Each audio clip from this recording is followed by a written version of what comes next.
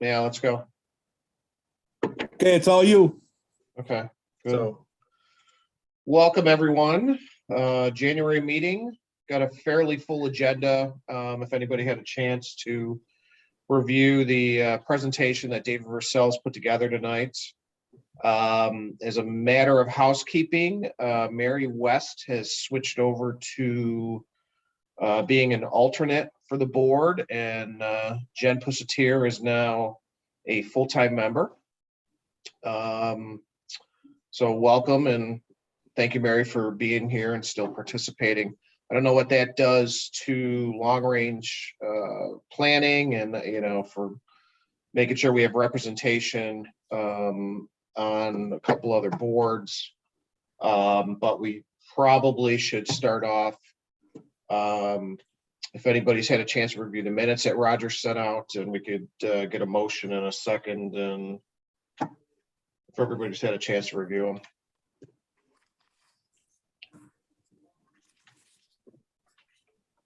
I'll move that we accept them as written. I'll I'll second. Oh, That's okay. sorry, Martha. No worries. Okay, motion second, all in favor? Aye. Any abstentions or noes? Motion carries unanimously. The second thing on the agenda, because really we were gonna have four things tonight. To the extent time and stuff afterwards, of a roundtable after David Versel. But before he gets involved, we should probably just take care of officers, just to make sure we have a quorum to vote for it. Mary has to get off and I have to get off. There are three positions. We've combined the chair and the vice chair as co-chairs the last few years. And then there's a secretary. So I think we've had some internal conversations. I know Bob has wanted to step back from an officer position. I am willing to be a co-chair again, or a vice chair, if somebody wants to step forward and be a co-chair. Roger seems to still enjoy doing the minutes, so he would remain as secretary. I don't know if anybody's interested in any, all, or three of those positions, but if you are and you want to speak up, and then if we could get someone to make a motion for the slate once we decide upon it and have some discussion. So I'm all in favor of Roger staying on as secretary. Probably of all offices, that would be the one that I would fail at miserably. I am just not a good note-taking person. So, and you know what happens when you're not at a meeting, you get volunteered for something. So I have been, you'll second that? Roger. Oh, there there you you go. You speak of him and here he comes. I was in conversation this last month, and I'm open unless someone else is really like gung-ho and wants the role, I'm open to co-chairing with David. I do have the need that because this backs up to when I start teaching, tonight is not a conflict, but on other nights, I do have to typically end at 8 o'clock. So to go off to my classes that I teach, that would be the only thing that I would have a challenge with. So I don't have a problem with this next meeting, David, but as far as that goes, but that would be my biggest thing is I can't promise on any given day that I can stay past 8 o'clock. Yeah, I mean, I don't have a problem with that, and maybe if we run it, if we know ahead of time we're going to run into some conflicts, and you and I can talk about it. We just try and move the meeting, and then the town can notice it. And if the membership's okay with that, I'm fine with that. I've got a hard stop tonight. Like I said, I'm out of town next month, so if you had a hard stop at 8, I would propose we move the meeting in February, and then we'll figure out another date between now and the end of this month. I can But I'm probably fine with being extend co-chair again for another year. I will probably forewarn everybody that would be my last limit, although I could probably be talked into it if necessary, but we'll figure that out. the whole So- year away, David. Do we need to? One of the problems might be if you change the date, though, you're kind of locked into schedules, and you may find changing it will impact other members of the committee. So my preference would be to have the two of you just work it out. And just don't leave at 8 o'clock on the same day, both of you. Other than that, it should be fine. But if you say, Yeah, I "Oh, think, let's I go think to we're gonna have a Monday," problem in on- February, though. I'm out of town and not available to Yeah, get on. no, that's And if fine. Martha But has in to the leave for future- class at 8 in February, that means it would have to be a short meeting. Now, February may be a special month anyway, because if we're going to be spending our time with public presentations, that could really probably take the place of our regularly scheduled meeting for the month. Your flexibility with start time, 6 o'clock, the 6 o'clock start time.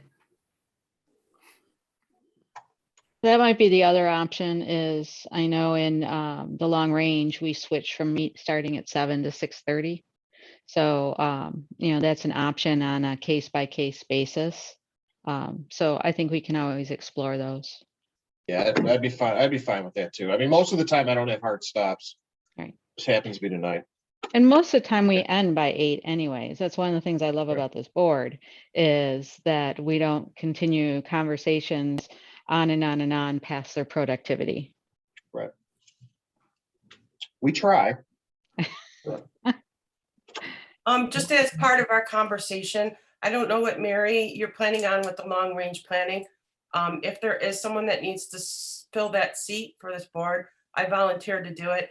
I usually attend those meetings or listen to them. I've been pretty much following that from day one, and I did the community outreach program, so I'm pretty familiar with what's already in that book and whatnot. So if we're looking for someone for that seat, I'm willing to do that. Yeah, and Martha already attends those meetings, right? Yeah. So what is your position though as a citizen at large, right? Yeah, I don't know how that'll impact that because Jim Sharp question? I certainly wouldn't be able to represent EDAB, so it wouldn't be a dual. So somebody would definitely have to represent this board other than me at those meetings. So, Jen, it'd be great if you wanted to volunteer to do that. And so that should solve the problem one way or the other. Let me make a formal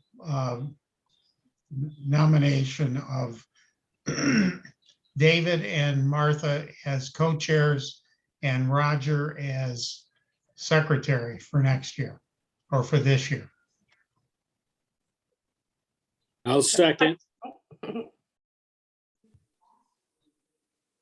All in favor? Hi. Aye. Okay.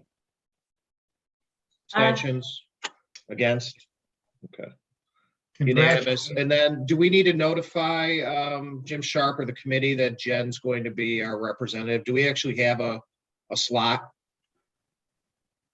Every I board is think it's- represented on that committee. Okay. So, Yeah, I think it's listed as a chair or designee. So I don't Right. really think it matters who comes. All right, I'm wondering just formally, and if we need to send an actual notification, or if Jen just shows up and says, I'm here representing EDAB. No, we don't make her show proof of ID or anything. All right, okay. They might throw me out, but yeah, no, I'm kidding. So I'm fine with that. If we need a motion, we can have it, but Well, it would just be a nice gesture to inform the town of who our officers are and who's going to serve on the committee, just as a courtesy. all right, let's have a nomination for Jen to serve on it then, please. Also nominate. second, I'll second. All in favor? Aye. Aye. Congratulations, Jen. Thanks, Roger, could Steve. you memorialize that in the minutes so that could make it to the town board? I'll memorialize it Thank you. in one sentence. Yeah, right. There you go. You never write just one sentence in the minutes, right? All right, and so I think without, further ado, we'll have David Frizzell, present his latest kind of draft findings, or at least findings that are going to make its way into the final report. I think he mentioned before we got on that this is not the full recommendations, and there's some additional information with the peer communities that still need to be fleshed out. And then afterwards, and maybe it's afterwards, and maybe it's just after the meeting, we'll get together with Christian and Pete and try and figure out how we're going to publicly unveil it. But the plan is David's trying to get us a draft of the final report by the end of the month for us to do an initial review on. So we'll try and figure out when we want to publicly unveil that, and what briefing needs to happen with the town board beforehand, just so make sure no one's blindsided. Maybe we just provide them a copy of the draft and after we've reviewed it, and so we can talk to Christian and Pete about that at a later time. But Okay. Dave, I think you have the ability to share your screen. Let us know if not, and then I should, yes. And Hey, before I do and that, Dave Vercel, real quick, can you just Yes. give Christian the 2-minute spiel on what's going on here so we can kind of get up to speed? sure. So Christian, it's nice to meet you. Welcome to the council and congratulations on your victory. Thank you. I'm David Vercel. I'm an economic and real estate consultant. I'm zooming in from Atlanta, Georgia this evening, where I'm based.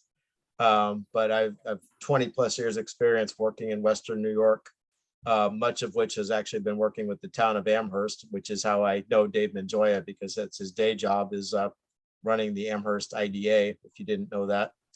And so I was aware of this project happening about a year ago. David mentioned it to me. So when the RFP came out in the spring, I pursued it, was selected for it, and have been working now the last 3-4 months with the town on this project. It's a market analysis study, but it's really a whole lot more than that. It really gets into a lot of issues related to the local economy, demographics, tourism, land use patterns, and just a whole bunch of things that will really affect the town's prospects for future growth and development over the next few years. So what I've got here tonight, as I had mentioned before the recording started, is a presentation that presents the initial findings and recommendations from my research. Again, this is not the report. The report will be about a 40 to 45 page long document that, as Dave said, I will be delivering by the end of the month. I'm actually hoping to have it ready to ship next week. So all of you have time to review it. After that point, I have it in my contract to make a presentation to the town board, and I'm happy to do that, whether on Zoom or in person, either way. And I'll leave that up to whoever needs to make that call. But anyway, without spending too much more time on the housekeeping stuff, that's where we've been and where we're at. And I'll go ahead and share the screen and run through the presentation. Thanks, Dave. Sure. Everybody can see it, I hope. Yep. Great.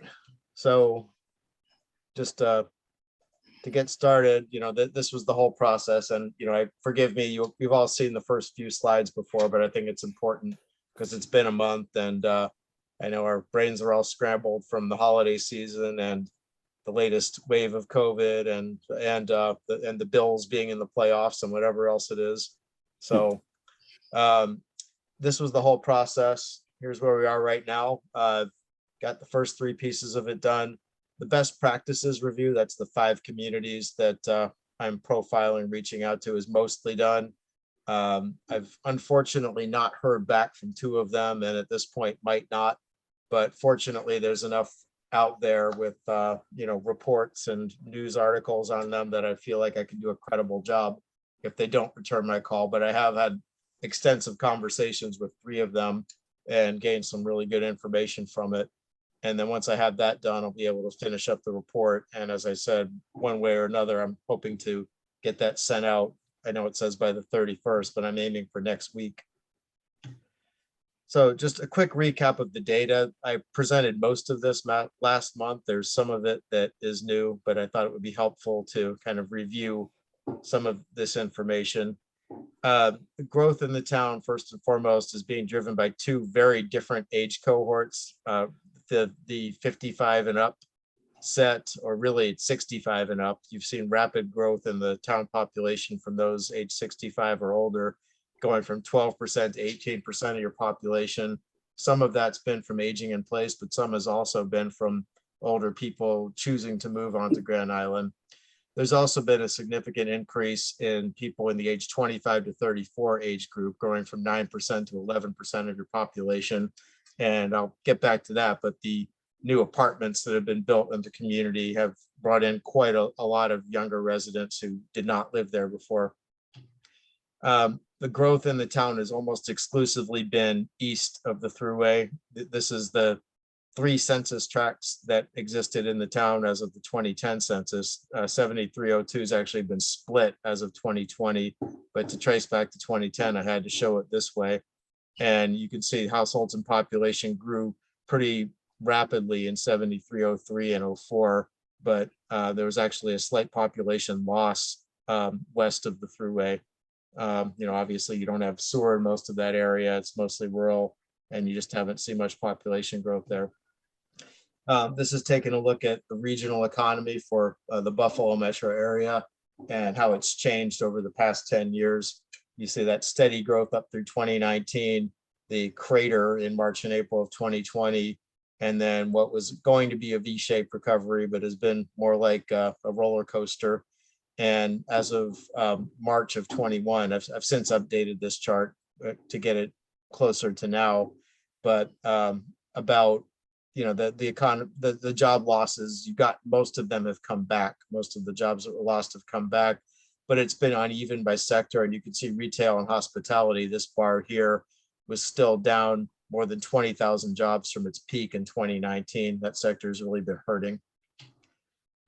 This is now taking a look at Grand Island. I shared this one last month, but it bears repeating a lot, that manufacturing remains the backbone of your economy.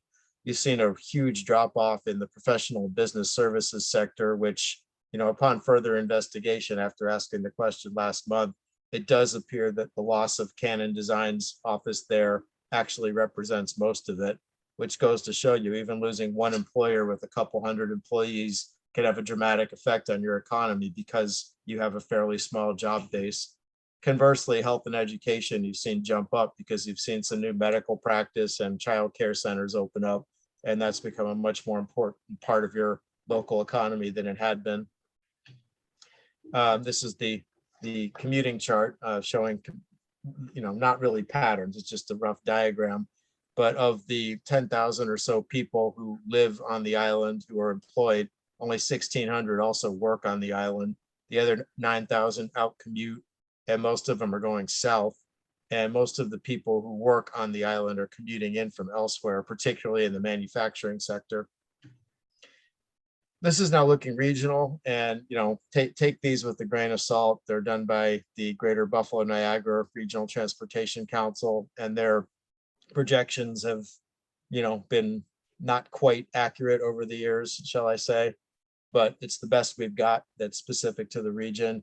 And what they're forecasting is growth in every employment sector in the region except for manufacturing. And if you go back to and see what an important role manufacturing has in your economy, it becomes particularly important to work with Thermo Fisher and Fresenius and make sure that they are happy and healthy where they are, and they can survive the upheaval in the global economy that's doing this to manufacturing, or could be doing this to manufacturing. Looking at the residential market, you've seen a slow, steady increase over time. The trend line helps flatten out the noise, and it's been pretty much going in that direction now for the last several years. The median home price for every property that's sold in Grand Island in 2020 was about $250,000, which is 33% above the regional median. And the average annual growth rate has been 6%. And again, that's remained very steady over time. And the pandemic didn't really even have an impact on it at all. What it did have an impact on is home inventory that you saw, historically in Erie County, 2 to 3 months of inventory available on the market. And that's come way down. And you're now for 2021 about, 1 month of inventory on the market at any time. So very little out there for sale, which is pushing prices up and creating more demand for home construction. This is looking at regional market indicators. You see a pretty big difference from property type. So multifamily, the apartment market is extremely strong.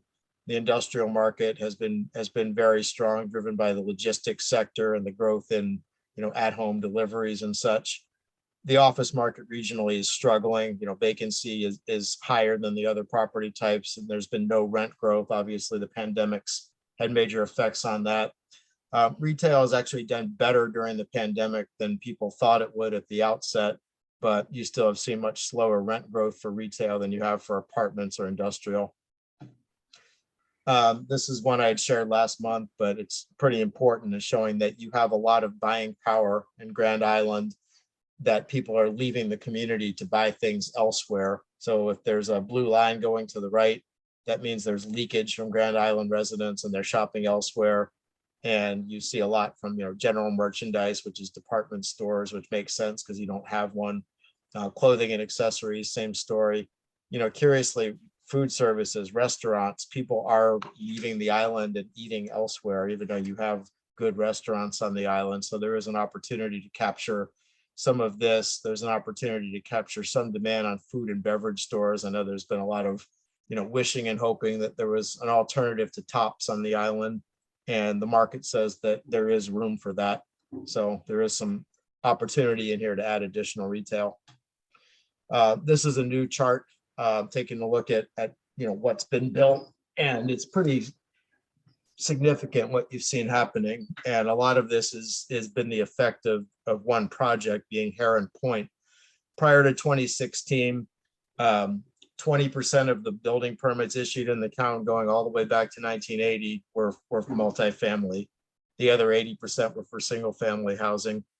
Over the last 5 years, these orange lines here being new multifamily permits, because of Heron Point and some of the other smaller new rental communities, you've seen this spike, and 70% of the units approved in the town over the past 5 years or so have been multifamily. So a complete flip in terms of what's being built now versus what had been built. Heron Point really raised the bar. It's achieving very strong rents of about $1.60 a square foot, and they lease as quickly as they've been built. Some of the newer rental communities along Grand Island Boulevard, like Nottingham and Hidden Meadow, have kind of alternative types of housing. Hidden Meadow, if you're not familiar with it, is attached patio homes or one-level homes with 1 or 2 car garages, but they're rentals, and they're renting at $1.60 a square foot or so as well.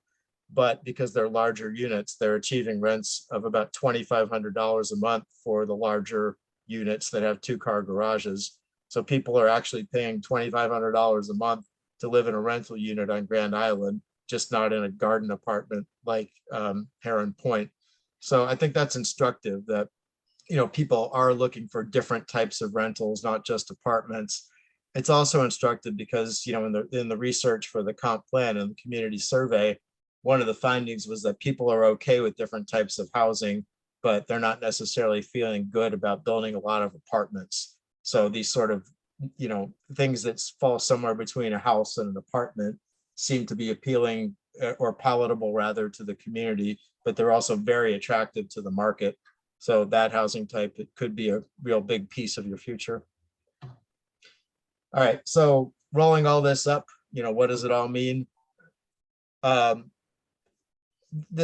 of these things don't come out in the data. These are things I learned from talking to people. And I should say that, in my research, I had 15 one-on-one conversations. I met with, a couple of different groups of people, and, also talked with people at the regional level in the economic development world. Really feel like I got a good sense of what Grand Island is as a community. So first and foremost, there's definitely a sense that people who don't live on the island don't really understand it. And that sort of gets to why can't we get some of the retailers and businesses here we'd like to. And one of the, I think it may have been one of you even shared wisdom with me that to Grand Islanders, you're about 10 or 15 minutes from Buffalo or Niagara Falls. People in Buffalo or Niagara Falls, Grand Island is an hour away. You know, there's a sense that driving over the bridge is such a chore. Why should I go there if I don't have to? You know, I don't care how good of a restaurant is. That's a long drive. I don't want to go there, etc. I think the same thing holds true for other types of business or for attracting people to visit, that I don't want to drive over the bridge. I don't want to pay the toll. I don't want to do this or that. And there's really, I think, an opportunity to combat that. Second thing is, you know, that this was a quote I got from one of the developers I talked to, is it's an island. And because it's an island, you're only going to get so much demand here. And, you know, going back to that retail leakage slide, there is some demand from people who live on the island. As you see more residential growth, that'll drive a little bit more demand. But you're not going to draw from a huge regional market for retail or for things that, you know, people need every day. And that if you're going to develop businesses on the island, they're not going to have to depend on, you know, people being within a certain trade area. That have to be something a little bit more special. There's very strong demand for many types of housing at all different price points, you know, from entry level to luxury level. This isn't limited to your community. This is happening regionally and nationally. And, you know, basically the message is, if you let housing get built, it's going to get built. And it's really up to the community to decide what kind of housing you want and where you'd like to see it get built, because the demand is there for everything. And you're seeing it now with some of the projects being proposed that probably wouldn't have been proposed there in the past, sort of the scale and the size of development. This is not going to go away because there is such strong demand. On the commercial side, there's not much opportunity for office. As I had said, regionally, vacancies high, rents are low. People don't quite know what the future holds for it. But one property type that's seeing a huge boom is flex space, kind of something that mixes smaller warehouse spaces with office spaces. There's a new development on the north end of Grand Island Boulevard. You've probably seen it. It's very blue. It just opened a couple of months ago, and they've been successful at pre-leasing a good chunk of it and getting rents that are pretty similar to what you might find for retail space, about $12 a square foot. And I think you're going to see more of that, because there are a lot of, you know, small manufacturers, small mom and pop type distribution businesses that aren't looking for, I won't say the A word, but large warehouses of the kind that you might associate with warehouses. These businesses are looking for 2,000 to 4,000 square feet. Roger, are you holding something up? No, no, Okay, I thought you were trying to share something with us. taking minutes, notes. Oh, that's okay. All right, so you're going to see more demand for that type of flex space that combines office and industrial. One thing that really stands out is, you know, the town center is something everyone talks about, but I don't think anyone really agrees on what it is. You know, the comp plan talked about what a town center could be and had some kind of abstract diagrams about what it should be. But I think the community needs to put in more work on what is that town center and what's it going to look like in the future. Next is on ecotourism. You know, had many conversations with people about the vast resources that you have in the community regarding, you know, parks and waterways, birding, paddling, boating, fishing, hiking, you name it. You have all those resources, but what you don't have is the infrastructure that's going to attract overnight visitation. I had an excellent conversation, in fact, just this morning, after many failed attempts to reach them, with the head of Visit Buffalo Niagara, the regional tourism marketing group. And, you know, they would very much like to see the options for lodging and dining and entertainment increased on Grand Island, so they have more to market. Right now, it's a great day trip destination, and there are some opportunities for, you know, reaching specialized groups, but it's just not the kind of destination that people are going to come to and stay there and spend 2, 3, 4 days, because you just don't have the things that support the outdoor recreation. And final observation, not least of all, is that the lack of regulation of development threatens your unique character. that, certainly the town is, as everyone knows, a very unique place, has a lot of historic and cultural appeal to it. But some of the new development that's happened really doesn't fit in with what Grand Island was and wants to be. And I believe the town needs to think about how you control that and make sure that new development matches what you have, so it doesn't take away from your character. All right, so that's kind of what I learned during all the research. The rest of this is trying, well, actually, before I get to the part about recommendations, I had forgotten about this piece, which is quite important as well, which is the 5 best practices communities. So I'll just plow ahead into this. Again, these were the 5 we looked at. 4 of them are kind of on your same latitude line here, and then the 5th one is Cambridge, Maryland. I'll walk through each of them one at a time. There will be full write-ups of each of these in the report, but these are just kind of the quick points of what I've learned from researching them and speaking with most of them. I was able to speak with the people who run economic development for Grosse Ile, Michigan, Monona, Wisconsin, and Cambridge, Maryland. Unfortunately, Seneca Falls and Mashpee, I have not gotten my calls returned. So I believe one of you said you have family in Seneca Falls, so if they can help them return phone calls, that would be appreciated. All right, so with Grosse Ile, if you remember, this is your separated at birth twin community. That's an island in the Detroit River, just to the south of Detroit. It has a lot of similarities with Grand Island. It is somewhat smaller, but pretty much all the same issues. They have a higher income and a higher median age, but it's not all that different. What is different was the approach that they decided to take there back in the 1990s when they were facing the same growth pressures that you faced at that time. The township decided at that point that we don't want to sprawl. We like who we are. We like what we are. So they held a townwide vote and they passed an open space bond, which provided a dedicated millage for the acquisition of land. And over the next few years, the township, through that fund, acquired almost every large developable parcel on the island and turned it into conservation land. So, that was the choice they made. Their taxes are high, but according to the town administrator, nobody complains about it because they love this community the way it is and they're willing to pay to keep it that way. So that's a choice they made. It's something they did. I'm not advocating for that necessarily, but if you really want to put a stop to development, that's certainly one way to do it. What they did do, though, is focus on making their commercial center nicer. So they don't have a traditional downtown either, because like Grand Island, it grew from the outside in. They have a kind of mid-20th century commercial strip. It's not on a road as wide as Grand Island Boulevard. It's on a 2-lane, more village type street, but it wasn't much to look at before they established a downtown development authority. And they created a TIF district, tax increment financing, which you can't exactly do in New York, but you can do something similar called a PIF, this is a lot of words, payment in lieu of taxes, infrastructure financing. I'd be happy to let Dave Manjoya explain it some other time, but just know that it's the type of tool you can use, even though it's slightly different in New York State. But they created that fund. They created this district to fund improvements in the downtown area. They put a lot of energy into streetscaping, sidewalks, design standards, signage.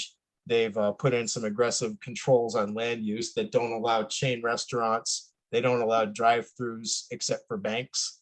As I said, they have a signage ordinance and they have very strict controls on new residential development and what it looks like. From a marketing standpoint, Grosse Ile recognizes, as with Grand Island, that because they're an island, they're probably not going to capture much business from off the island. And so they focus their retail recruitment on keeping people on the island from leaving to go shop and dine and be entertained elsewhere, and have really emphasized local businesses serving local residents. They have not gone after outside tourism. Like you, they have several marinas and yacht clubs, and people from the mainland are coming there anyway for that. And their attitude is, we're glad with what we've got. Let's just get them to spend more money while they're here. So that's sort of the story of Grosse Ile. It's, it's kind of an outlier in terms of how they approach things, kind of an extreme case of you know, if we really want to stop development and focus just on our downtown, how do we do it? But there's a model for you if that's the approach you want to take. Did you have a David, question, Roger? one question. Yeah, I'm from Michigan originally. So is Grosse Ile, does that have a lot of the old wealth?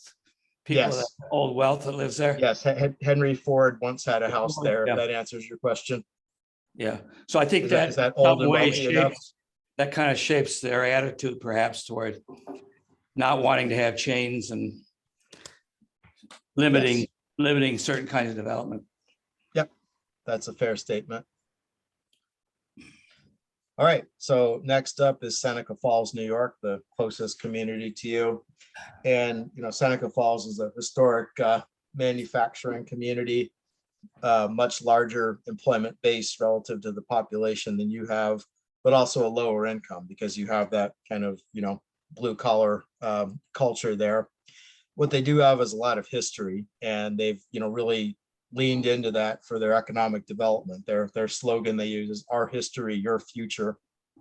They have, for a town of its size, a very strong base of arts and culture. They have several museums.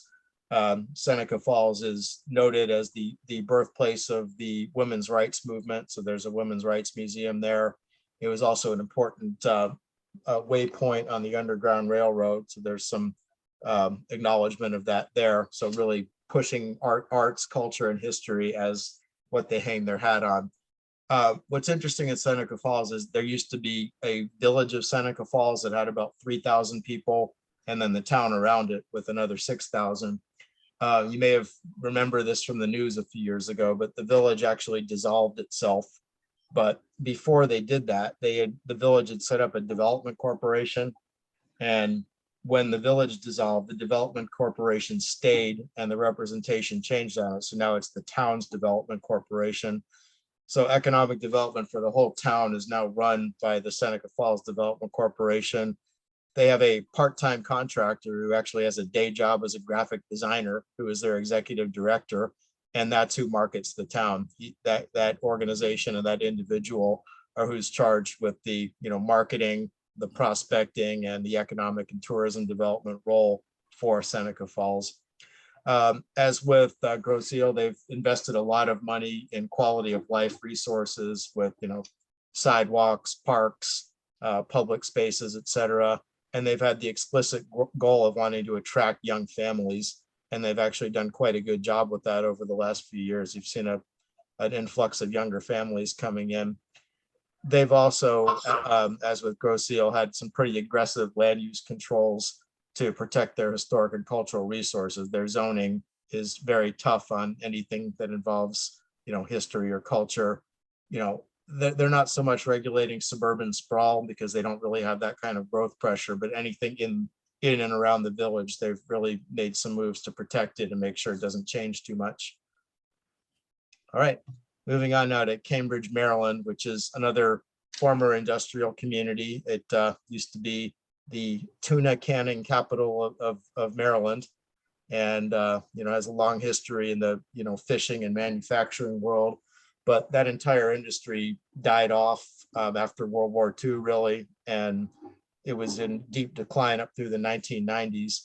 The city made a commitment at that point to invest in their waterfront. They set up a waterfront development corporation, which has not been as successful as they wanted to for some political reasons, but they've made a lot of public improvements, and they're finally gearing up after 30 years of talking about it to do a major waterfront redevelopment with a public-private partnership.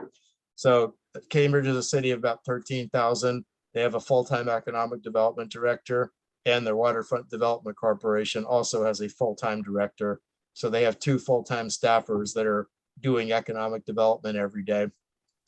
Another thing Cambridge has that's very comparable to Grand Island is a Hyatt Regency resort, which is right on the Choptank River, which is a wide river that you cross on US Route 50 on the way to the beaches in Maryland and Delaware.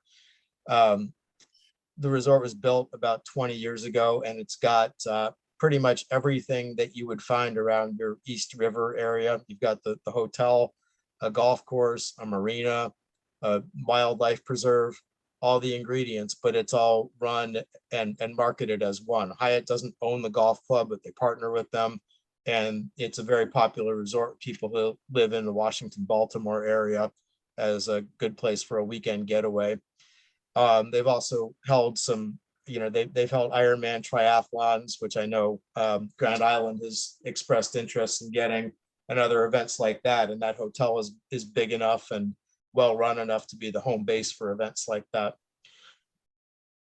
Couple other similarities with you is they have a visitor center pictured here that is visible from Route 50, but as with your state visitor center, is not that easy to get to off the highway. And they really don't get a lot of visitation to it.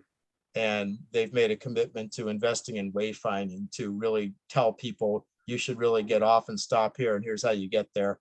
So, I know that's somewhat out of your control because it's the thruway, but if you really want people to get off the highway and go to the visitor center, they have to be instructed that you should really go to the visitor center, and here's how you get there. That at the city level, they do a lot of, sort of soft marketing to promote businesses, a lot of efforts on business promotion and retention. The economic development directors, she was very adamant about, you've got to have good data. So she pays good money to have current data on the market and on visitation. And then they do a lot of events and a lot of, spots on local TV and internet-based videos promoting their businesses. So, it's a good example of all the different things that you need to do to try to, build up a place like this that faces a lot of economic challenges. All right, next one is the city of Monona, Wisconsin, which is a small city, both geographically and population-wise. You can see in the distance the skyline of Madison. Monona is directly across Lake Monona from downtown Madison. It's not an island, but you'd have to drive all the way around the lake to get there. So it sort of feels like Grand Island in that regard. The city has a full-time administrator who also is responsible for economic development. They also have a private business partnership. It's, it functions like a chamber of commerce, but it's called something else. And they are an active partner with the city. They actually maintain a tourism website, and they do a lot of business promotion through that. I'll have a picture of their website. I don't know if any of you are fans of the TV show The Office, but their entire website slogan is based on a throwaway joke from The Office. So they sort of have a little fun with themselves. So as with some of the other communities, they've made a lot of investments in their business districts. Monona does not have a traditional downtown because it was lightly settled prior to the 1950s. They have a highway corridor that parallels a major freeway. And then they also have kind of a community business corridor that's was mostly strip centers, but has been very much improved into a walkable district. They again use TIF to fund that. They put a lot of money into sidewalks and lighting and plantings and making it look like a nice walkable area, even though the actual land uses on it aren't all that walkable. It feels much more so. They also have put a lot of emphasis into their Lake Loop Trail, and there is a lakefront trail as similar to the West River Parkway Trail that you have. They've worked with the city of Madison to establish a public bike share. So, they don't have to, there's no outfitter right on the trail, but there are bike share stations. And if people want to just go for a quick bike ride, their bikes are waiting right there for them. And if you have the app on your phone, you don't even have to swipe a credit card. Interestingly, in Monona, even though it has a pretty strong employment base, they don't allow any commercial development by right. If you want to do any commercial development in the city, they require a conditional use permit. So they have very high standards when it comes to new commercial development, and make sure that everything fits in what they're trying to do so nobody can squeak things through.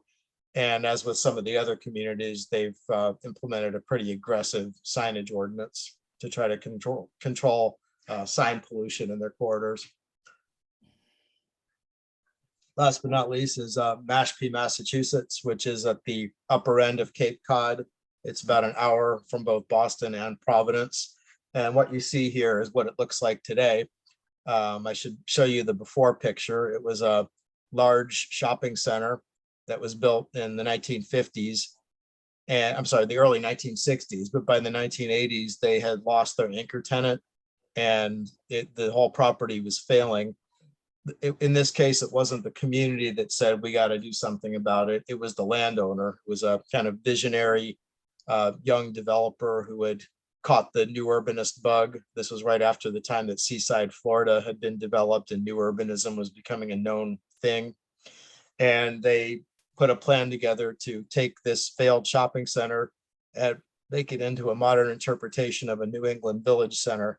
So that plan was first done in the mid 1980s, and now more than 30 years later, it's still not done.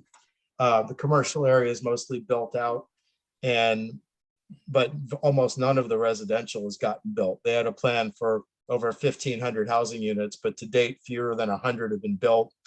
And unfortunately, or fortunately, depending on how you look at it, the latest effort to get that approved was just abandoned because there was too much community opposition to that amount of housing development.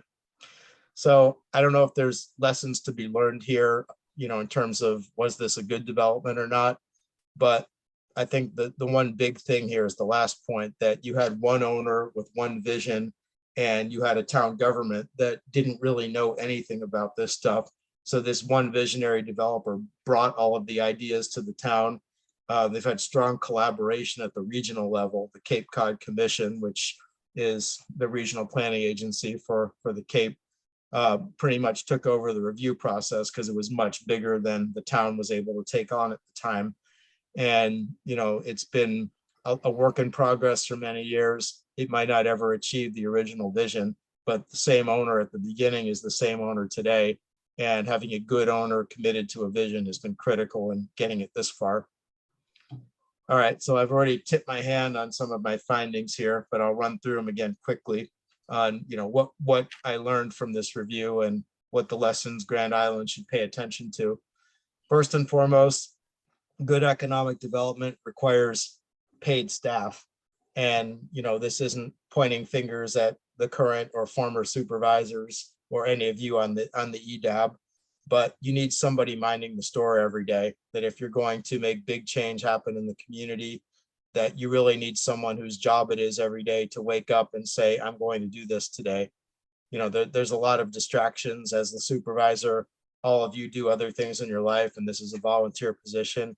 And I strongly recommend to the town, as I'll get back to, that you really think about how economic development is done and what you should be doing about it from this standpoint. I'll add that all 5 of the communities I profiled are smaller than you, some of them are much smaller than you. And other than Mashpee, all of them have at least a part-time person on staff to do economic development. And in some of these communities, you have 2 full-time people. So just a benchmark there. Dedicated funding is absolutely essential if you're going to transform town centers and other areas of your town. Obviously, you've gotten grant funding to do the sidewalks in town center, but there's a lot more that needs to be done there from a planning perspective, from a streetscaping perspective, et cetera. And the strong recommendation here is every one of these communities that successfully remade their commercial districts or redeveloped an area has had some base of dedicated funding, whether it be a bond issue or a TIF or some other mechanism. There has been that funding for it, and the town didn't have to rely on chasing grants or hoping for things to come along. Public-private partnerships have been very impactful in cases where you have, Mashpee being the most obvious one, where the water was mostly carried by the private sector, but they needed buy-in from the community to approve it and believe in the vision.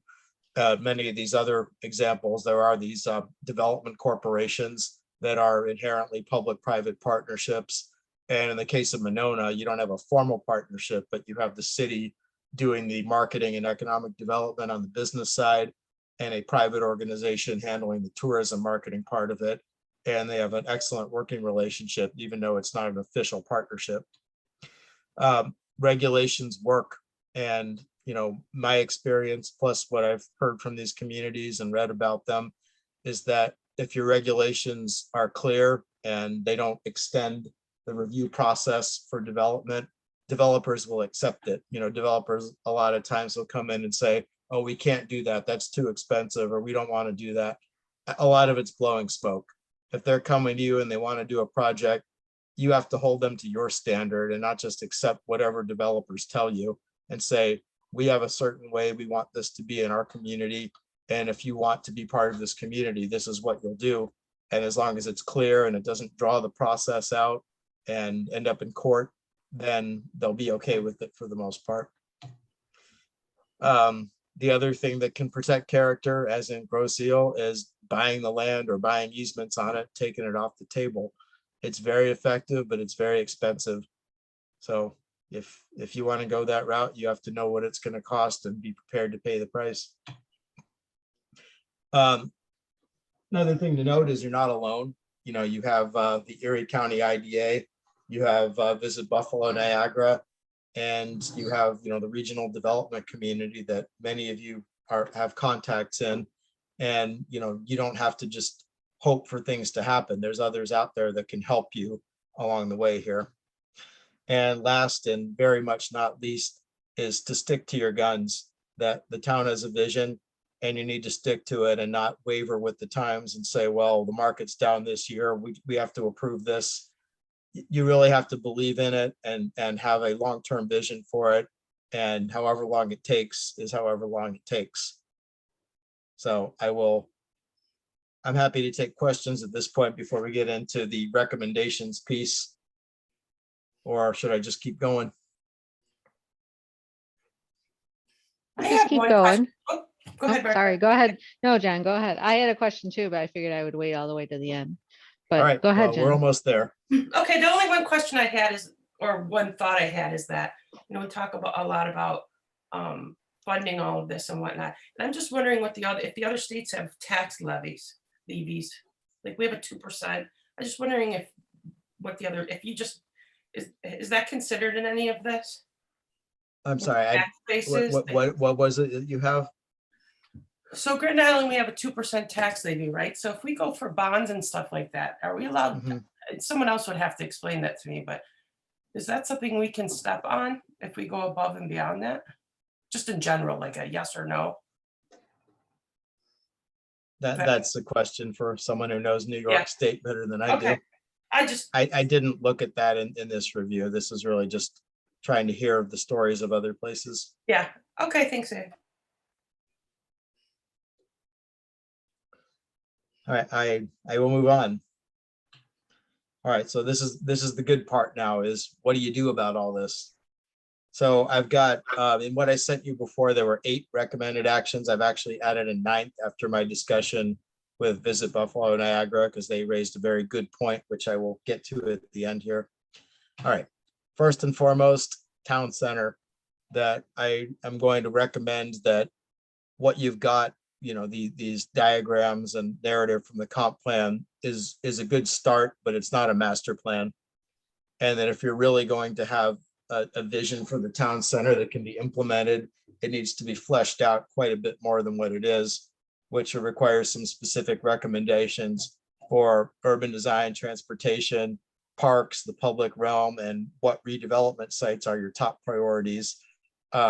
I also would say there needs to be some updates and changes to the CBD zoning in order to make it a reality. The zoning you have, you know, in my view, does not really accomplish what you're wanting it to accomplish in terms of developing the town center that the community wants to see in the future. So this is in fact a recommendation for another study, another consultant to come in and do this master plan for town center.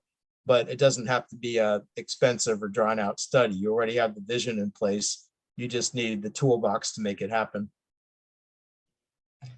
All right, second, this gets to the issue of new investments for priority projects. I'm not advocating building a 6-story building. I'm just telling the story of the Conventus building in Buffalo, which was built using pilot increment financing, PIF, which is the New York State version of TIF. And this type of project would not have been possible. I know, and Dave and Joya can talk more about this, that Amherst is doing this as well now. And if you're looking at making public improvements that are going to support development, at specifically town center and the East River area, this is most likely the way you're going to have to do it. And if not PIF, then some other dedicated stream of funding that actually pays for the public improvements necessary to make those changes happen. Number 3, I like picking on ugly subdivisions. I hope none of you live in this one. This is a newer subdivision down Whitehaven Road, almost all the way to the river, but not quite.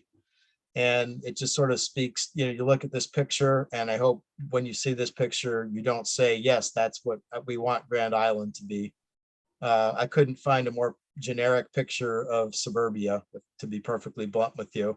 You've got the overly wide pavement, the houses with the vinyl siding, almost no character, no street trees, no street lights, and it just feels like the zombie apocalypse could break out at any second. So I'm sorry if I've offended anybody, but that's very clearly in your comp plan and in talking to all of you, not what you want Grand Island to be. It's just generic suburbia. But if you don't want more of this to get built, you have to make sure through your regulations that it doesn't. And back to the point I made before with signage, is that if you have clear rules that developers know when they come in the door, they're not going to complain about it. If they want to be there and you're an attractive market to be in, they will do what you ask them to do. Okay, next. Oh yeah, I do have this. So this joke, I had to ask them what it meant, but it is a reference to the TV show The Office. But this is Monona's website. You know, they're a small town of 8,000 people, and their local chamber has a member who's a web designer, and they put together this killer website that really tells the whole story of the community, does so in a very attractive and tongue-in-cheek way. And, you know, it's, you know, really something that works great for them for helping people figure out what to do and how to do it. I show that image as one example, but this really gets to that recommendation that the town, if you want to move forward with some of the things you want to do, really needs to have a formal economic and tourism development function. I'm not going to tell you right now what the best model for that is. You need to figure out what suits you best, and I'm happy to talk through that at another meeting. You know, it could be an economic development director in the town. It could be funding that's provided to the chamber for them to do more with it. It could be the creation of a development corporation that oversees this. But again, the point is it has to be a person or a group of people who get up every morning and this is their job, and it's something that they do. Because if you don't have that, you know, you're not out there prospecting every day. You're not out there having those conversations every day. You need to have to make these things happen. Related to that is the issue of branding, and this is more of a question than an answer. So the town has your, you know, town seal and Heart of the Niagara slogan on your town website, but then you have the brand and image that was put together as part of the comp plan with Bridging the Future, which was recommended as sort of, if I understand it right, the brand to be used with anything related to the comp plan. And I guess my question is, what is the town's brand? Is it Bridging the Future? Is it Heart of the Niagara? Is it neither? Is it both?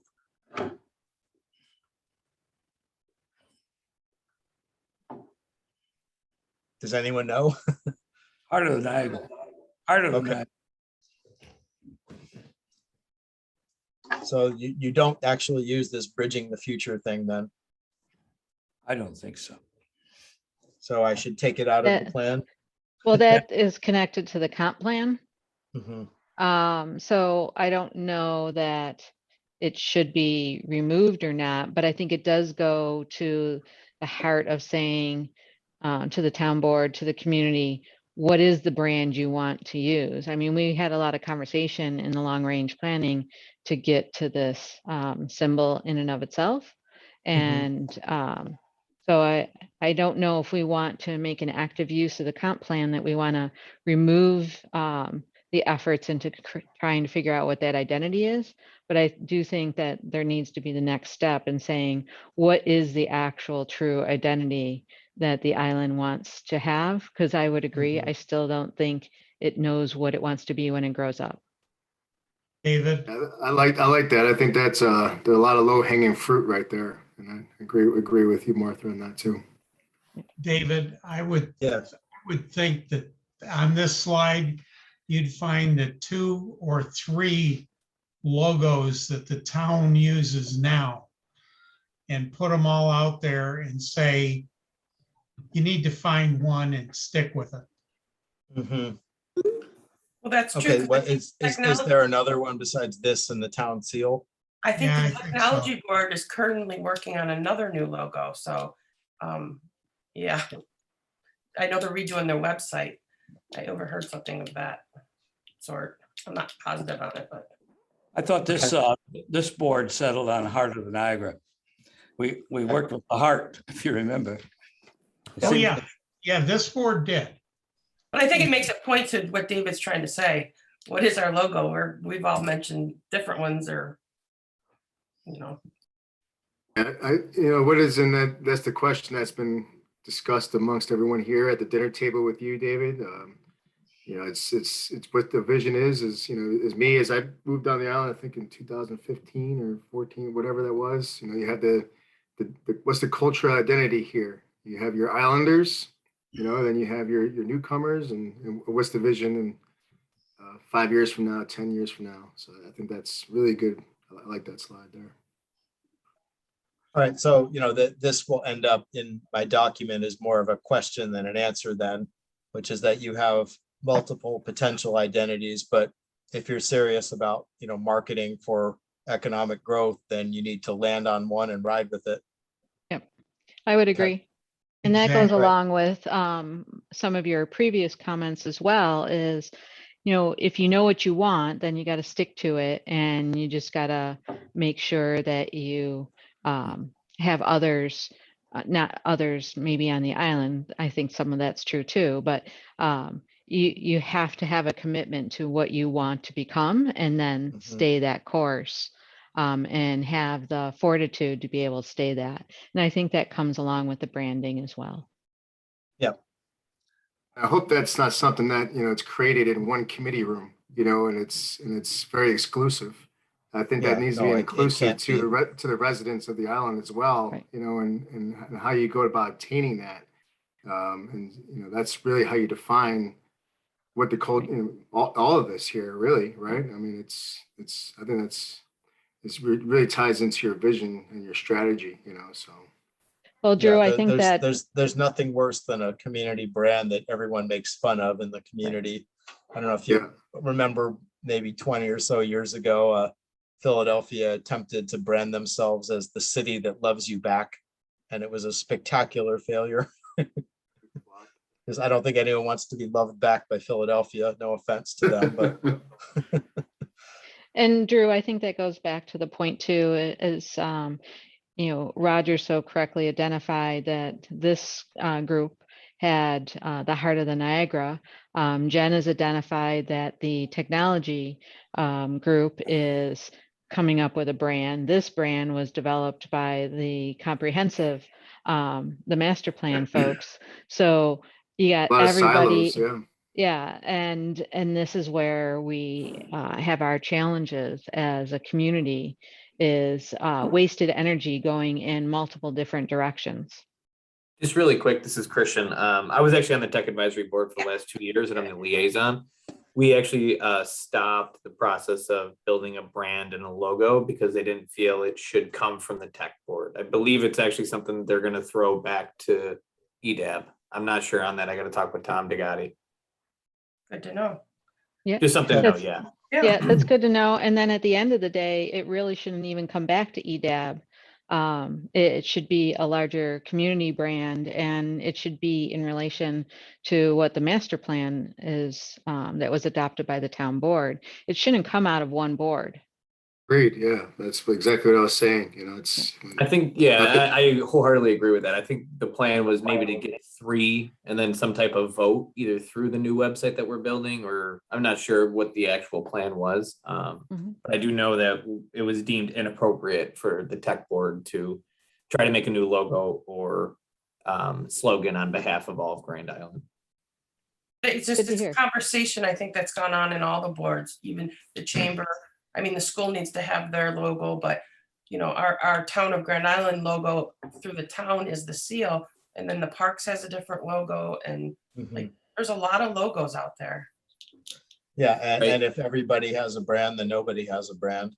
Right. And that's exactly it. Yeah, we because we're in the process of building a new website, and that's one of the first questions they asked us is, do we have a logo or do we just want to use our seal? We know some, you know, graphic designers, and we were going to have a seal made, but that's kind of how we got in the whole discussion of, well, who are we as a tech board to choose, you know, a logo and slogan for all of Grand Island? Our job is just to build the website. We'll throw that to whatever appropriate board, you know, that would really, you know, do better with that. So again, that was just in our last meeting that we told the website team that You know, we're not in the exactly comp becoming- plan, it's mentioned that, you know, this logo and tagline went through a lot of discussion.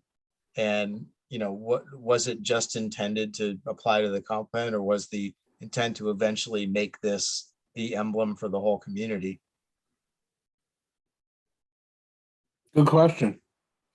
I think ultimately, the major component of it was for the comp plan, but with the recognition that the towns still need to figure out its identity, because that was one aspect of the comp plan is who Grand Island wants to be was to some degree something everybody was still grappling with. Yeah. Well, I mean, this whole discussion sort of proves the whole point, that there isn't really agreement on that if you can't even agree on a logo.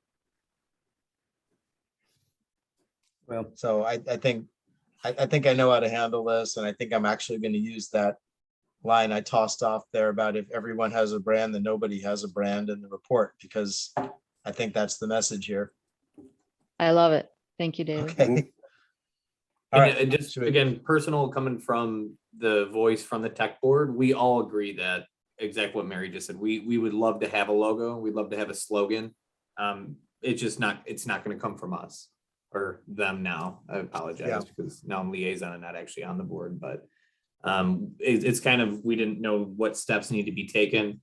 Again, we're working with a corporate company that builds websites, and they basically said, you know, every town has a logo, every town has a slogan. So I'm not sure what steps need to be taken. That's something maybe Pete and I could bring to the town board and figure out what the best course of action would be. But that's just, again, what's recently happened in the last week with the tech advisory board. Yeah, and Mary's comment's exactly correct. There is no business out there that's running with 5 different logos. You pick your logo and you roll with it, you know? Yep. well, I thought we chose the heart of the Niagara because in some sense, we really feel that is what it is, what the island is. And ecologically, it is really in the heart of the Niagara River. And to me, that spoke volumes about us becoming an ecotourist kind of community. So that was what I thought, why I thought that was such a good slogan for us in terms of what we would. And I think it's a kind of vision that everybody on the island might, no matter where they come down politically, might be able to agree with, that we see this as a very special and place. It's a special kind of town, and you build on these why we are so special. We're a little island out in the middle of, we're a big island out in the middle of the Niagara River. So the problem is that whatever logo we pick, somebody has to say, this is going to be our logo, and everybody needs to comply with it. And nobody has done that. I mean, we so far, everybody lets every group fly on their own. And somebody has to take some authorship and ownership. And that there's one group that's elected to do that, and they're going to have to stand up and do it. I mean, Here. I agree. Again, this is Christian. I agree. And that's the voice that we said as a tech board is, let's not just keep doing the same mistake that everybody else is doing. Just because we're part of the team that's developing and designing and making the website doesn't mean I mean, a logo and a slogan are both, speaking on behalf of Grand Island. So again, I agree with you there. When you think about the process that you would use to make that determination, I'd ask you to think about what happens when you have a memo and you ask 5 people to help you wordsmith it. And it usually breaks out in a fist fight. You have to have some kind of a limited presentation where some people are responsible for putting those proposals together before you put it out into the larger community thought process. Otherwise, it's going to be a real mess. You'll never come to a conclusion. If I may, I think we've gone way too far into the weeds on this because this is beyond the scope of what we're doing here. I was just going to say the same thing, David. It raises some great points about, the whole issue with silos within town government and committees. And, that's a way bigger issue than this report's going to get into. But it's interesting, the idea of a symbol of the town, in this case, being so symbolic that it really points to that people have a hard time agreeing on anything. So as I said, I'll restate this in the report as, you have many things that it could be, but whatever it is, you need to pick one and only use that one going forward. And that's the recommendation here. And then Thanks, I'll get Dave. out of the way and let all of you get into a fist fight over it. I'm just kidding. But please carry on with your other Okay. action items, because I think, again, the goals of tonight's presentation was to hear what you have to say. We'll have years to figure out the rest. Hopefully not years, hopefully months. All right, so next one, I'm letting pictures do the talking here. I'm not going to name names in the report. Sorry, there's an ambulance going by. But bottom line is, if you want to see some of the parcels along Grand Island Boulevard in particular that take away from what the town wants and don't reinforce your vision, then you're going to have to be more proactive about it than you have been, crossing your fingers and hoping that the owners of, let's just say, perhaps these 2 properties and other properties are going to do the right thing and fall in line with the community. That's wishful thinking, and that's not how it works. So this gets back to the town center master plan. At that point, you could get specific about what ought to go in different places. The area around Grand Island Plaza, not just that itself, but directly across the street, the land in front of the amusement park, to me, is a critically important place because you have so much land, with large parcels under single ownership and an opportunity to do something big with it as part of a future town center. But you're not there yet in terms of what that could be and what that will be. But the point is, once the community identifies that we need to do something with these parcels, there needs to be more than just, can we please find a buyer for it? That there are ways to approach this, which I'll detail in the report. But, it really has to be more than just hoping and praying that this happens. So I will leave details for now, but this is something I want in the report, but I'm not planning on calling out specific properties because you don't want them to get too much attention at this point. On conservation, so this is something that is somewhat inspired by Grosse Ile and what they did there, and I just noticed that we've got 13 comments here. Okay. All right. So this gets to the idea for conservation opportunities, and that, I'm not saying that it's in the town's best interest to, raise your taxes and buy up every parcel, because that is kind of an extreme case, number one. Number two, geographically, you're a much larger community. You're about 3 times bigger, and that's a lot of land to buy and a lot of money. But that said, is you have a lot of willing partners out there, a lot of really inspired conservation organizations that are already active in Grand Island with, purchasing conservation easements and developing trails. And, you have a vision for where you do and don't want development to happen. And a lot of what partners can do in the conservation world is to go to landowners and say, before you sell to a home builder and, spoil this land that is so special to you? Have you considered putting it in a conservation easement? And here's the tax benefits of that. And really just being a little bit more proactive about it and trying to limit the incursion of development further into some of your special natural areas. Oops. Dave, did you talk to the Land Conservancy? Yes, I did. Yeah. And do you feel that in some ways we're sort of on the road to doing what you're suggesting here, perhaps?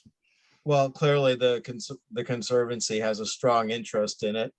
They're not in a position to just buy everything, but certainly there are strategic parcels that would make sense for conservation, and that the town, in my view, should be involved in those conversations. Thank you. Yep. All right, now we're getting towards the end here and on tourism. This is a picture of the Hyatt Regency property in Cambridge, Maryland that I mentioned. If you look at it from the water side, it doesn't look all that different from the Radisson. It's right on the river. You've got a marina adjacent to it. You've got the golf club there, et cetera. And you really have all the ingredients there at the end of Whitehaven to create something like this. But the two things you're really lacking are, one is the hotel itself is in a state that the people who used to use it for events and parties and what have you just don't anymore. I had a very sobering conversation with the head of Visit Buffalo Niagara this morning about this particular topic. And he said, we used to direct meetings there all the time, but under the current ownership, we don't. And you can't put it any more bluntly than that. So, I don't know exactly what the issue there is, but if you step away from who owns the properties and whatever history there might be, and to be frank, I don't really know what the history is. But if you just look at the raw material there, you have all of the ingredients you need to have something like this, if you just had the right vision for it and the right people putting it together. And the town is in a unique position that it can move all of those chess pieces into place to start making that happen. So Dave, can Yes. you tell us a little bit about the background of how the Hyatt Regency decided and wanted to build a major resort in a town that's smaller than Grand Island? I'm just, Well, what would it take yeah. for us to do that here? In that case, it was two things. One is the proximity to Washington and Baltimore. It's about an hour and a half from both places, so it's a good weekend getaway distance. But two is the Route 50 bridge had been improved prior to the 1980s. It was a 2-lane swing bridge. I remember being stuck in that bridge going to the beach as a kid and having to sit there for a half hour while a sailboat went through. A new 4-lane flyover bridge was built in the 80s, which dramatically increased traffic flow and put Cambridge sort of back on the map for people. And the developers of it realized there was this opportunity now that you can actually get to this place to build a little, not so little, a nice resort hotel like this. I don't know what the motivating factors were for the development of the old Holiday Inn at the time it was built, but clearly it was oriented towards the river. You have the boat dock and the marina adjacent to it. And, for a time it was a very successful property, but it's old, it's dated, it doesn't perform very well, and it doesn't really seem to have any connection whatsoever to all the great resources right around it. You said Hyatt basically took control of the resources around. They don't own it, but Well, no, they don't own the golf club. I believe they own the marina, but they don't own the golf club, but they do have a partnership with the golf club. that's what I meant. They Yes. really developed a good partnership, which it seems like is what's lacking and really needed over there. Yes, I would agree. And then this is the new action that you all haven't seen yet, which came out of a discussion again with the regional tourism folks, that something that Western New York is truly lacking is an indoor amateur sports complex that is a multi-use complex. You've got the North Town Center in Amherst, which does that for hockey, and you've got the indoor soccer facility out in Elma that is very popular. But there's been this sort of new model around the country of a catch-all amateur sports complex This is a picture of the closest one to you, which is in Victor, right off of the Turnpike east of Rochester. Not Turnpike, sorry, Thruway. I'm thinking the wrong state.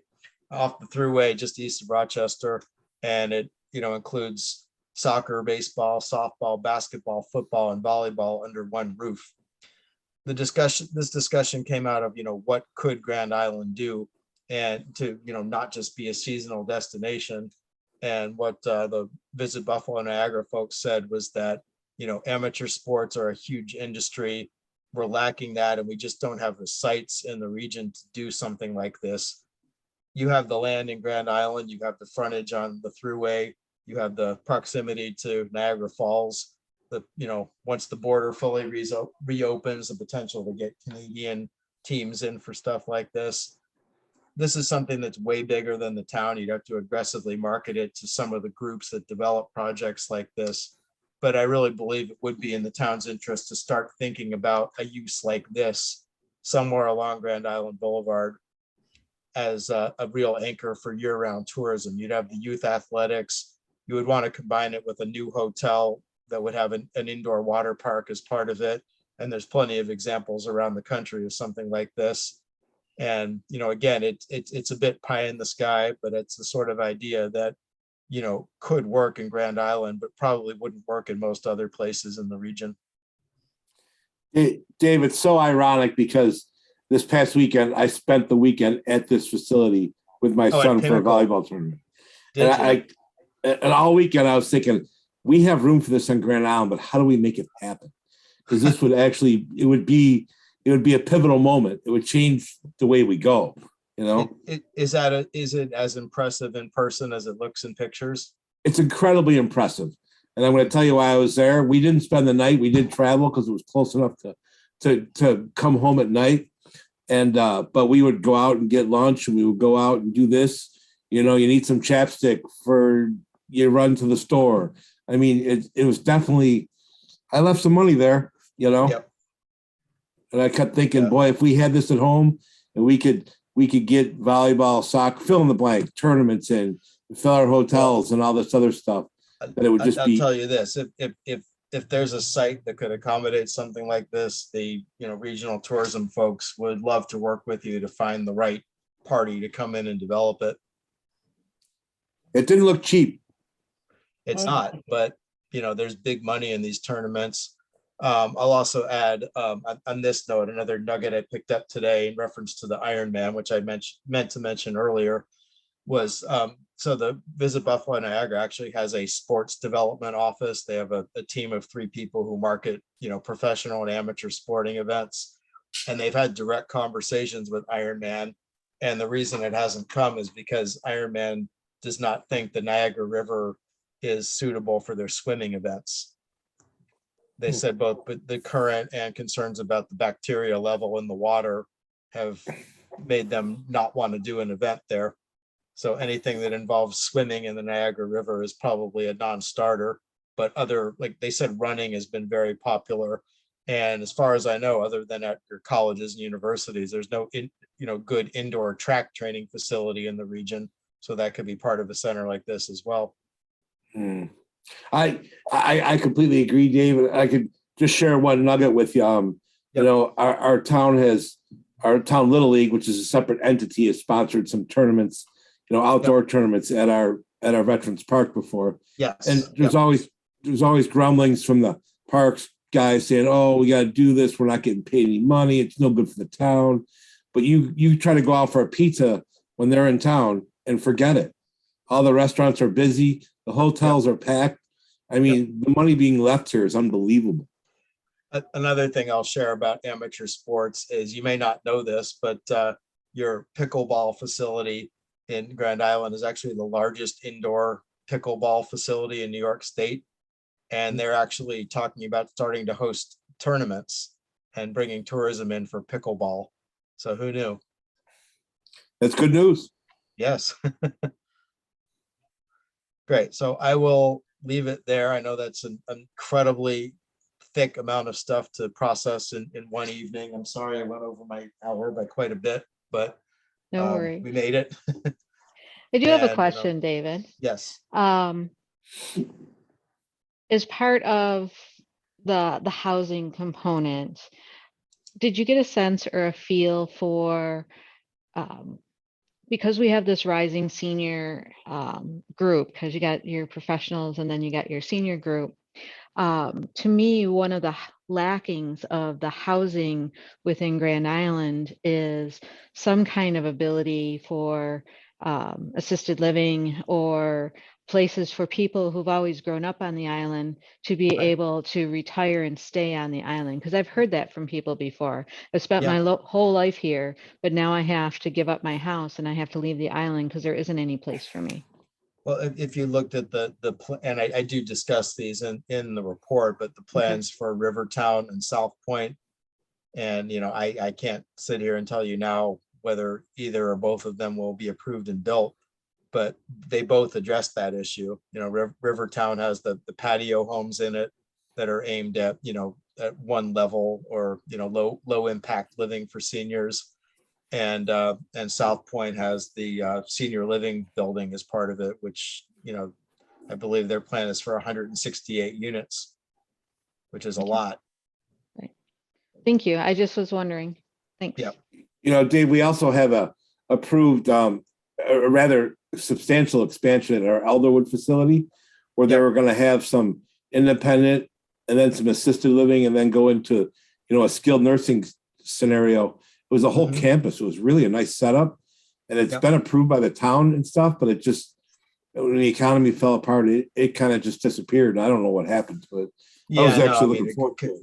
COVID has taken a particular, has had a particularly strong effect on that industry. And, you hate to even think about it, but a lot of it is because so many of their residents passed away in the first year of it.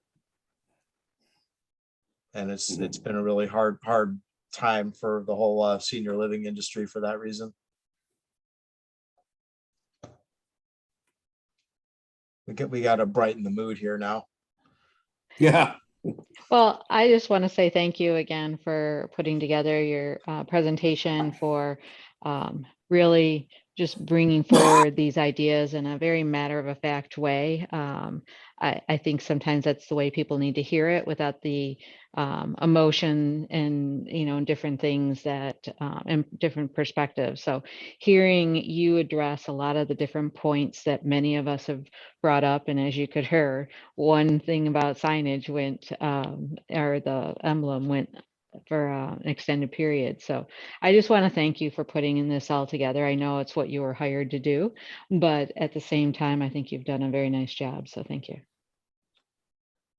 I thank you for your comments. I have one last question. When you're comparing to the other communities on there, and with New York State, our tax is just a little bit higher than, I don't, maybe we're comparative to Massachusetts, if I were to guess, but if you're looking at Michigan or the other communities, Wisconsin, if you're looking at real estate taxes, would you also include that? You did the average household income, the median age. I would like to have seen that kind of, maybe that analysis in there. Or what's your thoughts on? I mean, the point of this exercise wasn't to try to see how do you stack up to these towns competitively. It was trying to identify places that share characteristics with you and learn from good and bad what they've done on growth and development issues. So I could go pull that information, but I don't think it tells you very much. I think that with that also shows a hindrance towards the growth of the manufacturing sector. I mean, Michigan's a high tax state too, and Wisconsin not quite as much, but any northern state's going to have higher taxes. And frankly, I'm from Maryland, and I'll tell you, Maryland's a high tax state too. So I don't think, if I went in and looked, I would be surprised if your tax burden is that much different than any of those communities. Thank you, David. Just good. Go ahead, Drew. I said thank you, David. I appreciate your, sure. your feedback. I just had one little question. When you talk about public-private partnership, you seem to be talking about the public being the town or the entity. We have so much state land here, and you mentioned the Welcome Center, which is public land.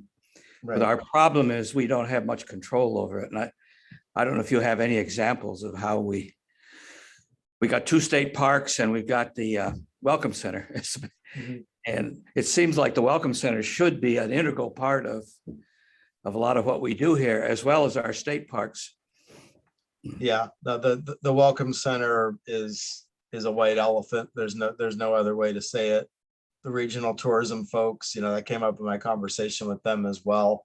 And they said, our greatest fear is that the state will tell us that it's ours now and we have to run it.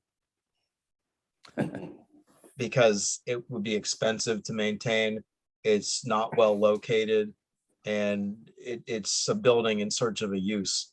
Now, that said, in my discussions with the Taste New York folks who actually operate the Welcome Center, they're open to community usage of it. They're sort of looking for ideas from the community of how can we activate not just the building but the parking lot. They say they are intending to do the farmers market again this coming summer. So we'll see if that happens. But, they acknowledge that they don't have much going on there and they'd love there to be more, but, their hands are sort of tied as well because, well, you all know the complications of who does and doesn't run that place. And, there's all sorts of rules. The Erie County Visit Buffalo and Niagara, they're not even allowed to have their brochures there because it has to be state brochures.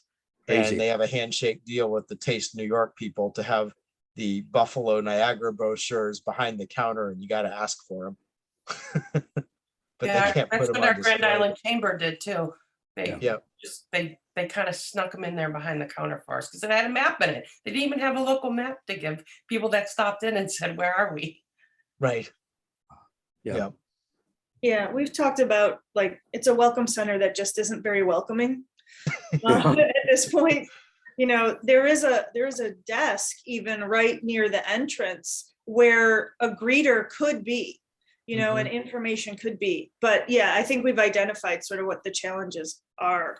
But David, I just wanted to thank you also. I feel like this presentation really hit on a lot of truths that we've talked about for a long time, and seeing it in this comprehensive and well thought out plan. Like I really appreciate what you've done, and I look forward to seeing the final report too. And I think like you've given us a lot to work with. You've kind of given us the marching orders a bit, and it's going to be up to the town to put some of these things into action. But I think you've really hit a lot of the major issues, and I appreciate it. Thank you. You're welcome.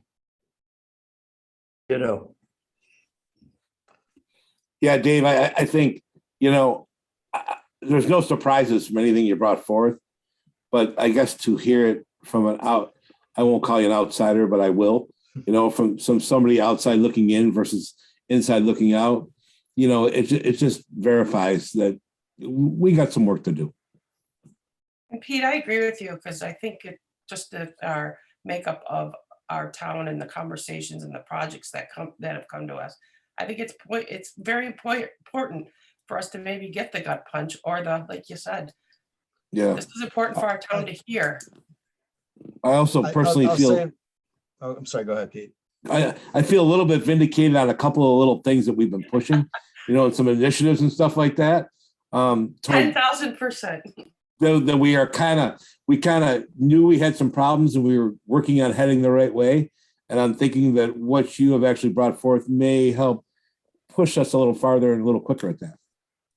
Right. I agree with you, Pete, as well. I mean, working in tech, right? Like I love seeing data, and this is just sound, proof right here that, we have a great community, but we could be doing better. And this is some good foundation for, moving forward on how we can, put some initiatives in place on, getting to a common goal. I'm glad, Bob, you think consultants are worth something. I appreciate it. I will say, to your comment, Pete, about there's a lot of work to do. There is, but I also think a lot of these things should be fairly quick and straightforward to do. And, once you kind of put the infrastructure in place by, setting up that function of who's responsible for this and give them some resources to work with, a lot of it should fall into place. Agreed. Yeah. To add to what I what I wrote in chat. It's usually what every organization needs to hear. They don't want to listen to their own people. They want to listen to a consultant. And that's why you guys have a good job and why we need you.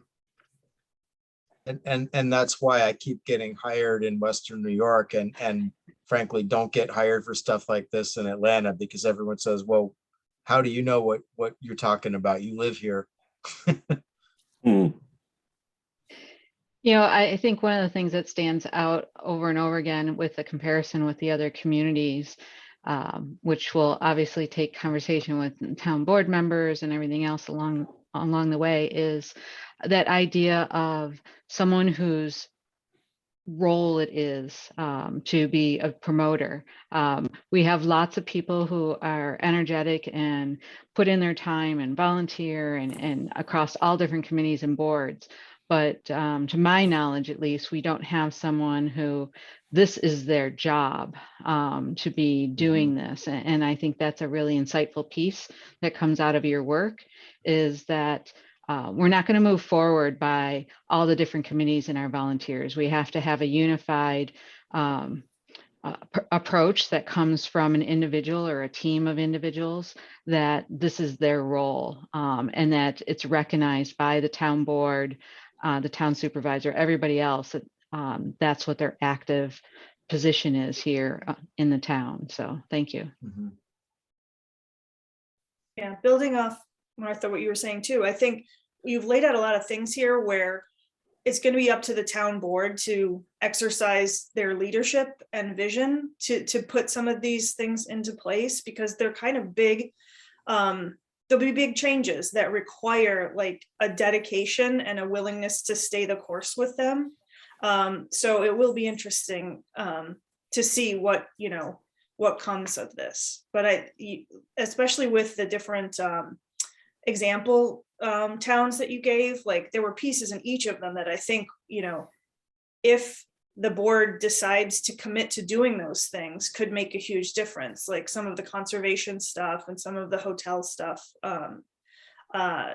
was really good to see.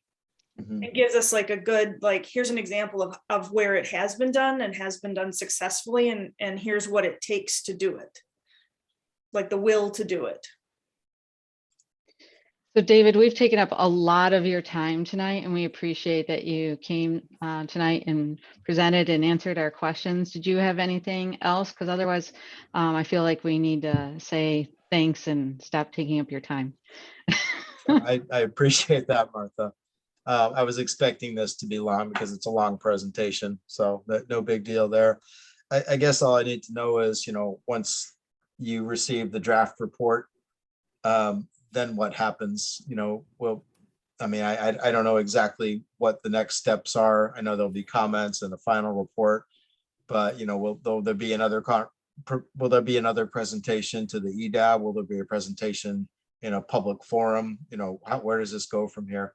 Because I will acknowledge and remind everyone, I still do have money in my budget for another visit in person if that's desired. Pete, I'm going to kind of throw that question to you and now to Christian as well. From my perspective, it should be some kind of public presentation, whether it's one to the town board and the public are invited, or if it's a larger public presentation, whatever the case may be. But I think there has to be some public connection. I would agree with you. We need some sort of public rollout. I don't know if a public stoning is the solution.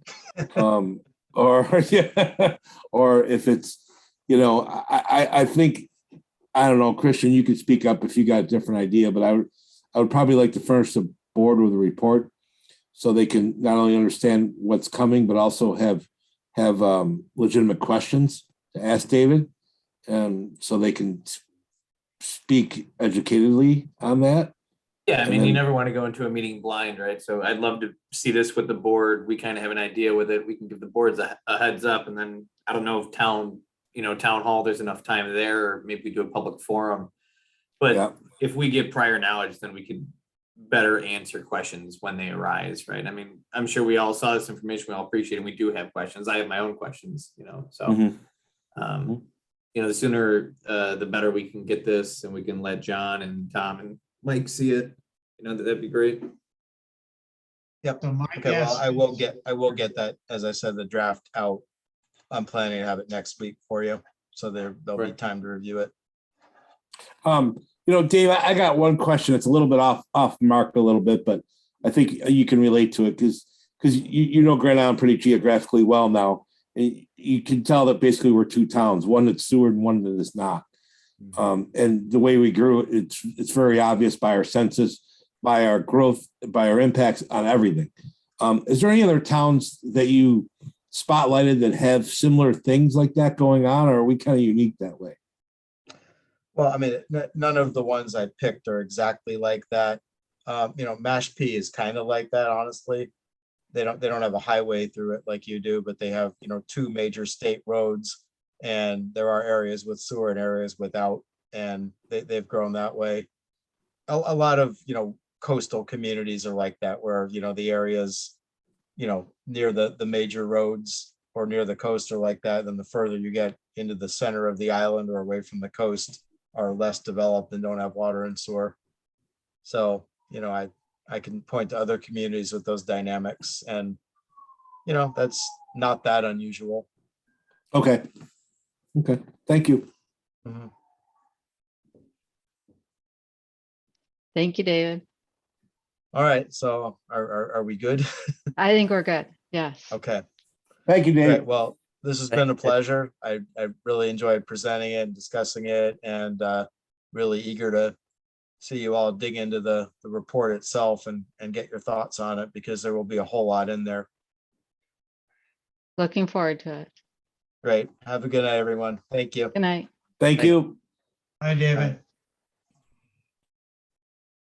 Does anybody have anything for roundtable for the good of the order? I do. Mary, you stuck around. I had to. I actually, while I was here, I texted and I canceled because I'll do it tomorrow. It's fine. One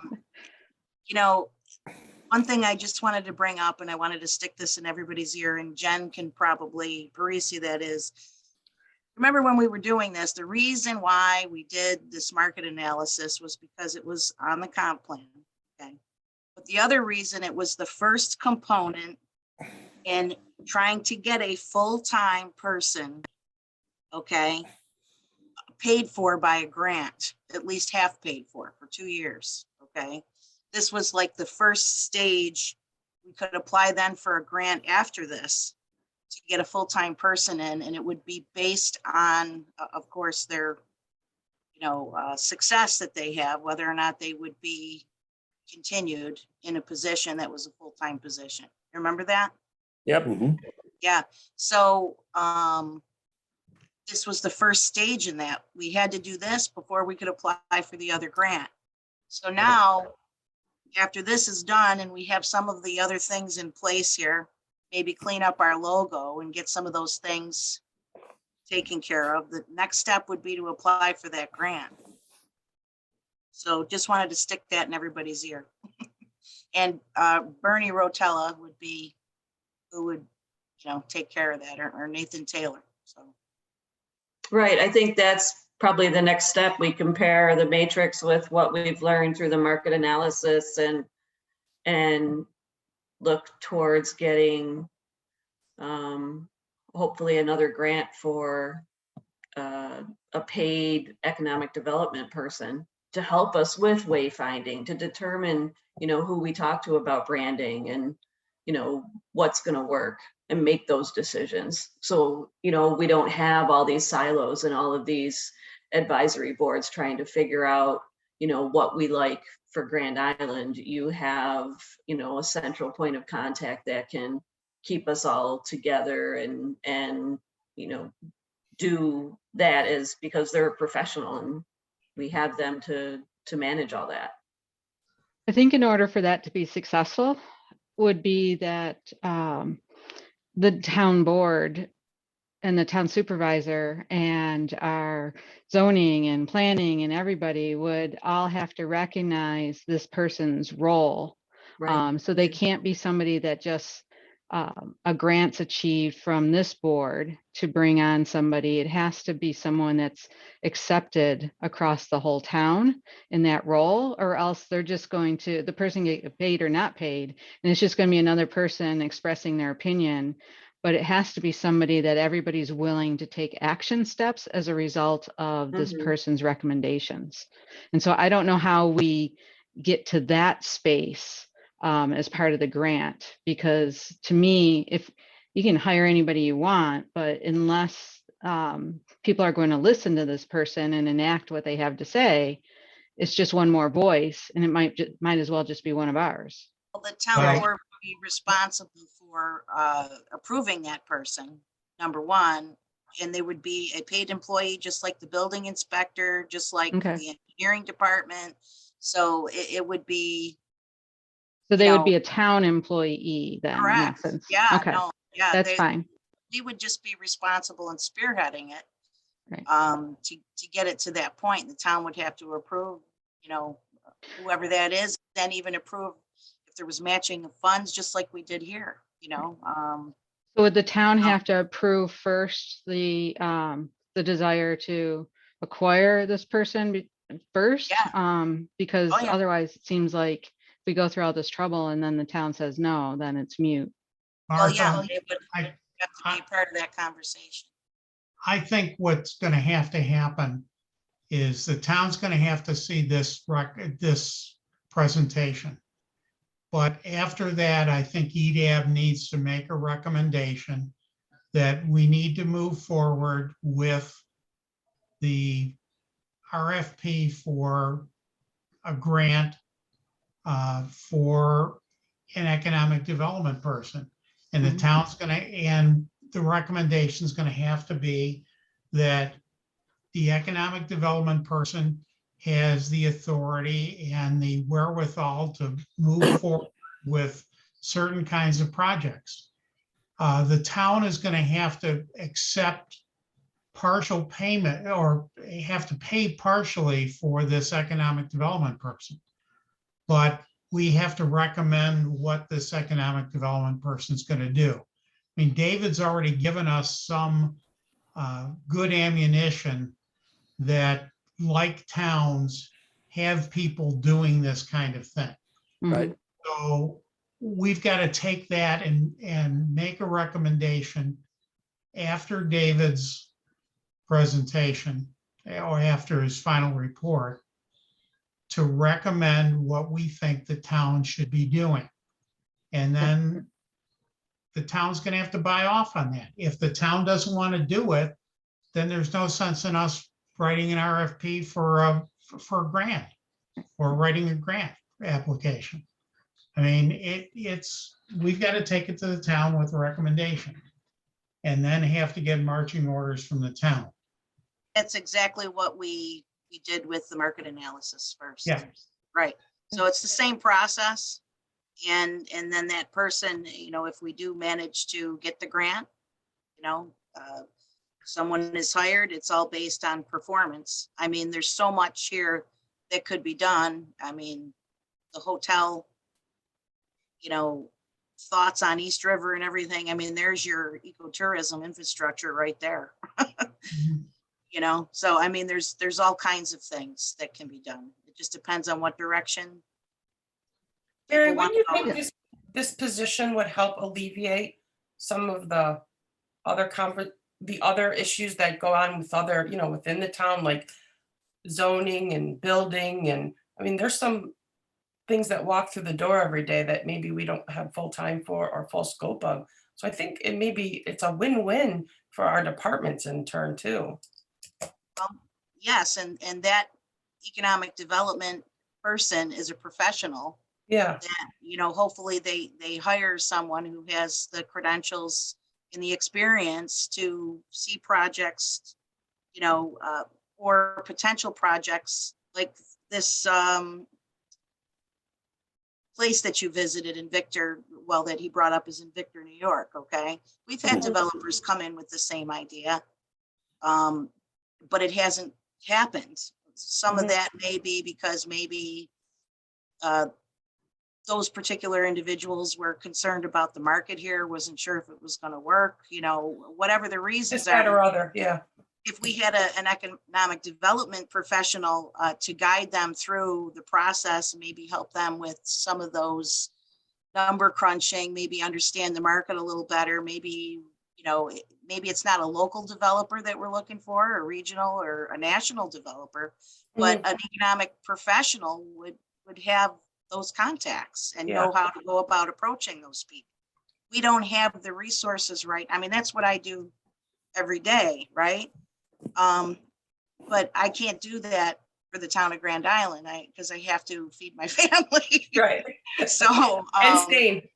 right. So if you have somebody that can, first of all, we've identified some things that could happen. He's going to give us more recommendations. You have a professional that does that, on a day-to-day, 40-hour a week, that's their job, and their job is based on their performance. Well, they might have a position here for not just 2 years, but, indefinitely.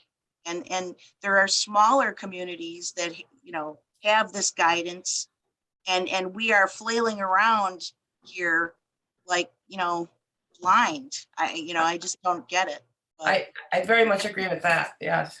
So- Kristen, you've had your hand up. Sorry, Pete, but Kristen's Oh, had it's her okay. hand up for a while. Her arm's getting sore. I just want to ask a couple questions, because I think some of the discussion about this next step might have happened before I was on the board, or I may just not be remembering, but is there a particular grant that we have identified that we are going to be going for this position? Yes. Okay. And then I guess one thing that kind of stuck out to me is if it's something that is like going to be sort of just funded for a limited amount of time. I wonder if that we could finally get somebody in that role and they get going, but like there just hasn't been enough time for these things to bear fruit yet. And then it's going to get cut off. So I guess what I would kind of like to see, I think, is a permanent position. And I don't know how that works in with the grant, and I'm just kind of talking off the top of my head now, but if we're going to go through all this effort and we all agree that it's something that the town needs, I'd like to see it not sort of be able to just disappear again. I think, as I recall, the grant was for a 2-year period, and it was 50-50 town versus grant money. That's what I recall. Mary, Right. you right, could and that's exactly right. And then after that, the town would have to determine whether or not that was going to be a permanent position. Okay, and naturally, those 2 years that's the time that person has to prove. Now, there'll be stuff in the pipeline that may not be totally to fruition, but the key here is, does the tax base that's generated from this employee merit their paycheck? And that's with everybody. We're all working. If we don't provide a service for whoever we're working for, we're probably not going to be there, right?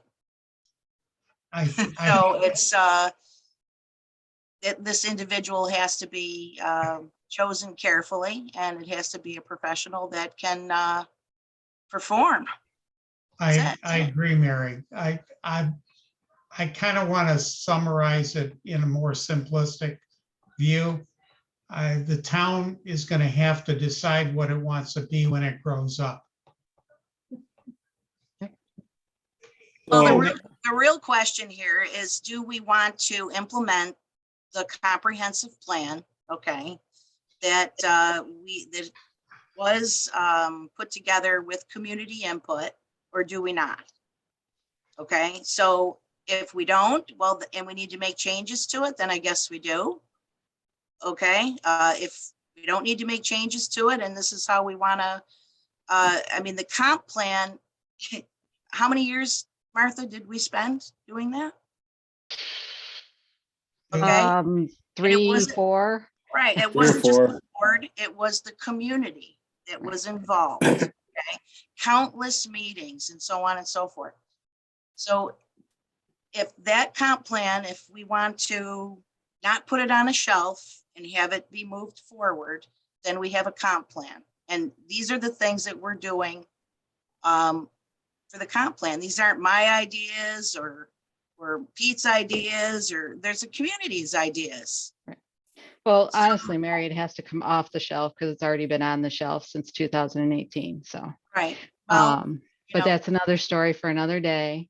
yes. So Did anybody else have a roundtable item that they wanted to bring up? I just have to leave, Martha, so.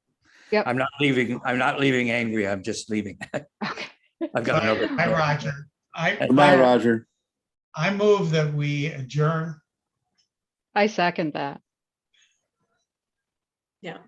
I can third that. Or no. Thank you, Aye. everybody, for your time and comments tonight. Thank Are we you. done? Can I stop recording? Miles to go before we sleep, but yes.